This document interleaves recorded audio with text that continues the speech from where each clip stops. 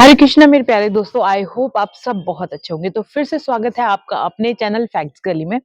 मैं कंचन गुप्ता आपको वो किस्से और अनुभव शेयर करती हूँ जो लोगों ने भक्ति में आने के बाद फील किए हों।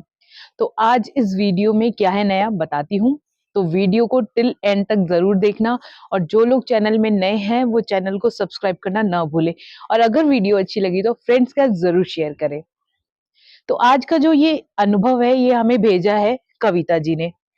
कविता जी मंगोलपुरी की रहने वाली है, मंगोलपुरी दिल्ली की।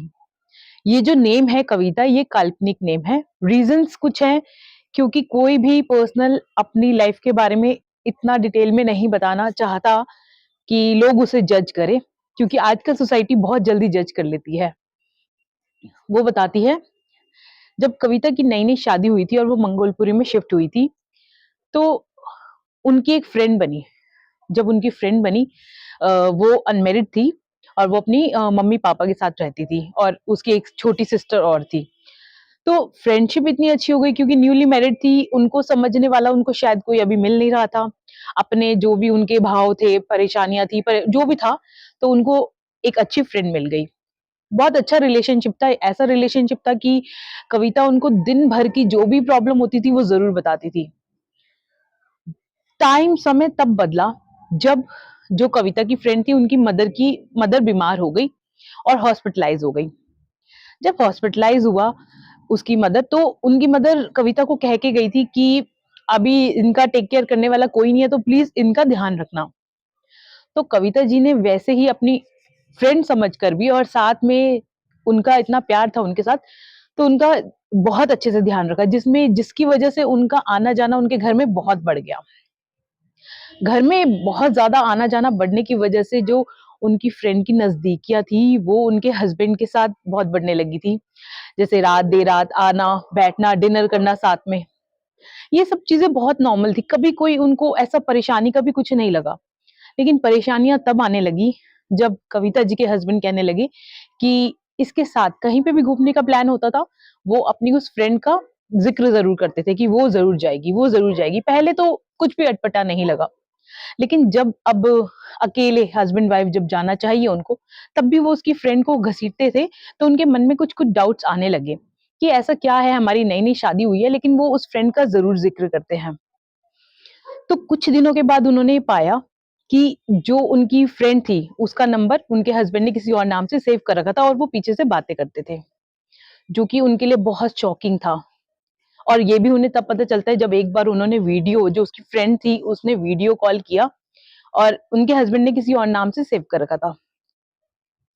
चीज़ें बहुत खराब हो गई थी। ये बातें ना किसी को समझा बता भी नहीं पा रही थी, रीज़न बीइंग क्योंकि वो खुद ही उसकी फ्रेंड थी, तो जिसको भी बताती वो एक बात क्लेम कर देता था कि फ्रेंड तो तुम्हारी थी, तुम्हें देखना चाहिए था। ये सब चीज़ें जब बहुत होने लगी ना, तो कविता जी को कुछ समझ में नहीं आया कि मुझे क्या करना चाहिए, क्या नहीं करना चाहिए। जब चीज़ें इतनी खराब हो गई कि अब हस्बैंड भी बिल्कुल कहते हैं ना आउट ऑफ कंट्रोल हो गया, बिल्कुल नहीं सुनता था उनकी, प्यार तो शायद अब रहा ही नहीं था शायद। तब इतनी परेशान होकर उन्होंने यूट्यूब वगैरह पे बहुत सर्च किया, और वहाँ पाया कि अगर हम नाम जाप करते हैं, प्रभु का नाम लेते हैं, भक्ति में आते हैं, तो हमारी जो परेशानियाँ हैं वो काफ़ी हद तक कम हो जाती है। ये सोचकर कविता जी ने भी कोशिश किया कि जब मैं सब कुछ से हार ही गई हूँ, और कुछ ऐसी चीज़ें होती हैं जो आपका नॉर्मल तरीके से सॉर्ट आउट नहीं होती, तब उन्होंने सोचा क्यों ना ये तरीका भी करके देख लेती हूँ। अब उन्होंने प्रभु के सामने अपनी सारी परेशानी बताई, और ये भी बताया कि कैसे वो परेशान है अपने हस्बैंड को लेके। भई कोई भी पर्सन, कोई भी लेडी अपना हस्बैंड नहीं छोड़ना चाहेगी किसी के लिए भी।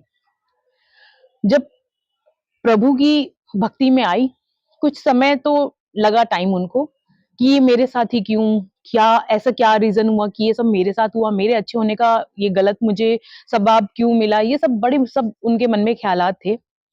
लेकिन धीरे-धीरे ना वो इस टेंशन से ना दूर हो गई।